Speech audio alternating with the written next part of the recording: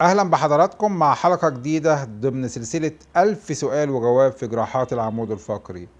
الحقيقة احنا اتكلمنا في حلقات كتيرة جدا عن اعوجاج العمود الفقري وتحدب العمود الفقري، وقلنا ازاي بيتعمل له عمليات. لكن النهاردة هنوضح مثال لتشوه عمود فقري رهيب جدا، سواء كان اعوجاج أو تحدب في العمود الفقري.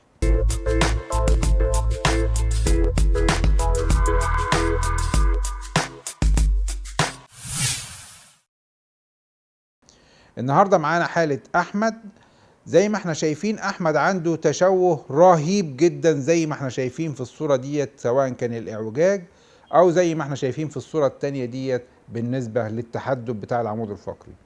الإعوجاج الرهيب والتحدب الرهيب لما وصل في الصورة دهيت انعكس على شكل جسم أحمد، وبقى شكله كده سواء من المنظر الجانبي أو من الخلف شكل جسمه عنده تشوه رهيب زي ما احنا شايفين كده. ده بينعكس على صحة أحمد، وبينعكس على أداء الرئة بتاعته وعلى وظائف التنفس. والحقيقة كان أحمد عنده وظائف التنفس مهلهلة جدا.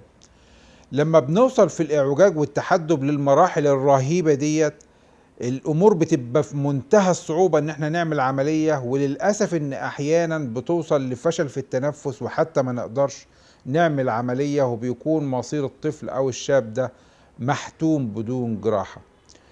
لما نيجي نعمل عملية بتكون الامور في منتهى الصعوبة، واحمد الحقيقة كان من الحالات اللي عملياتها يعني حاجة مش ممكن ابدا نتخيل ان احنا نوصل للنتيجة اللي احنا وصلنا لها.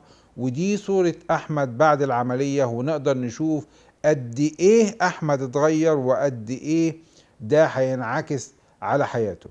قبل العملية صورت الصورة ديت مع احمد، ودي الصورة اللي صورتها معاه بعد 10 ايام، ونقدر نشوف شكل احمد قد ايه اتغير. وكمان نقدر نشوف احمد وهو بيتمشى في الفيديو اللي احنا شايفينه ده شكل احمد وهو بيتمشى قبل العملية، وقد ايه كان جسمه محذوف، وقد ايه كان عنده اعوجاج وتحدب. ودي شكله وهو بيتمشى بس بعد 10 ايام من العملية. ونقدر نشوف قد ايه التغيير اللي حصل في حياة الطفل ده.